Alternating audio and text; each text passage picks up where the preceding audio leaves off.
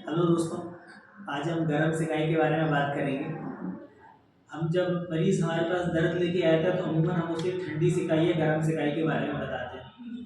तो हम आज गरम सिकाई के बारे में बात करेंगे कि मरीज़ को कब कब गरम सिकाई करनी है। तो सबसे पहले हम ये समझते हैं कि गरम सिकाई हमें कब करनी है। जब हमें क्रोनिक या लंबे समय से जो दर्द बना हुआ है उसके आराम के लिए हमको गरम सिकाई करनी है, जैसे कि ऑस्टियोआर्थराइटिस का दर्द, लंबे लंबे समय से चलने वाला कोई स्पाज़मोडिक पेन, कमर दर्द, ऐसी कंडीशन में हमें क्रोनिक क्रोनिक पेन से बचने के लिए गरम सिकाई करनी है। हमें किस तरीके से गरम सिकाई करनी है, तो गरम सिकाई करने के लिए हम हॉट फर्मेंटेशन बैग का, गर्म पानी के बैग का यूज़ कर सकते हैं, या आजकल मॉडर्न इक्विपमेंट्स गरम सिकाई के आते हैं, इसमें कि हम हीट पैड आता है और हम उसे इलेक्ट्रिकली उसको यूज़ कर सकते हैं, उनको उपयोग भी हम कर सकते हैं। तो हमें पैड को अत्यधिक गर्म नहीं करना है, और जब हम सिकाई करें तो हमें अपनी चमड़ी के बीच में और पैड के बीच में एक पतला कपड़ा रखना है, और 10 से 15 मिनट हमें सिकाई करनी है, और ऐसा हम दिन में 2 से 3 बार कर सकते हैं।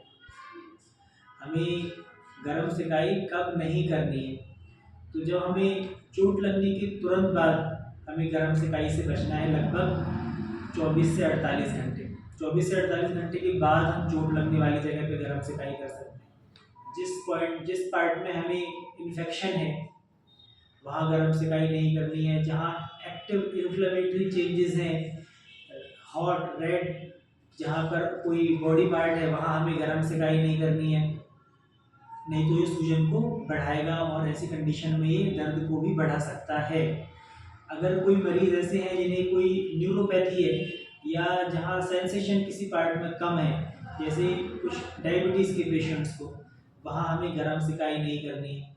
अगर कहीं किसी पैथोलॉजी के कारण ब्लड सर्कुलेशन कम है तो हमें गरम सिकाई नहीं करनी है, इसका हमें बहुत ध्यान रखना है। और हमें अगर ऐसी कोई कंडीशन है तो हमें चिकित्सक से परामर्श लेके ही गरम सिकाई करनी है। गरम सिकाई करने के फ़ायदे क्या होते हैं, तो गरम सिकाई से ब्लड सर्कुलेशन लोकल पार्ट में इंक्रीज होता है, मसल रिलैक्स होती है, और इससे उसे रिकवरी में बहुत आसानी मिलती है। तो गरम सिकाई करने के बाद हमें स्ट्रेचिंग भी हम कर सकते हैं, अगर हमारी एक्यूट पेन को, अगर हमारे पेन को ये बढ़ा नहीं रहा है।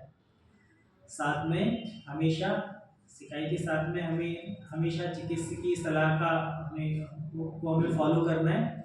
और हमें अगर किसी भी चीज़ से, अगर हमें सिकाई करने से दर्द बढ़ रहा है तो हमेशा हमें अपने डॉक्टर को दिखा के उनसे सलाह लेनी है। Thank you very much.